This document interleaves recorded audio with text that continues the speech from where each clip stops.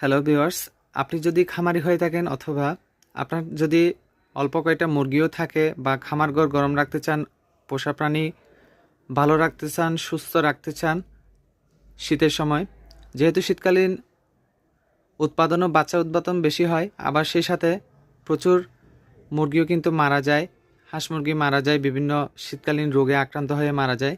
তো এগুলো থেকে রক্ষা পাওয়ার জন্য ঠান্ডাটা ঠান্ডা থেকে মুক্ত রাখার জন্য কিন্তু হিটের বিকল্প নেই।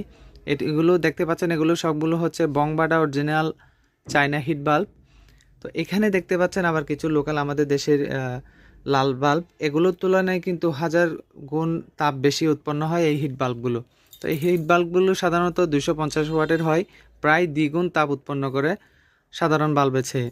তো এখানে যে প্যাচগুলো দেখতে পাচ্ছেন, এটা হচ্ছে সিরামিক প্যাচের হোল্ডার দিয়ে লাগাতে হয় এই বাল্বগুলো। এগুলো নিতে স্ক্রিনে দেওয়া নাম্বার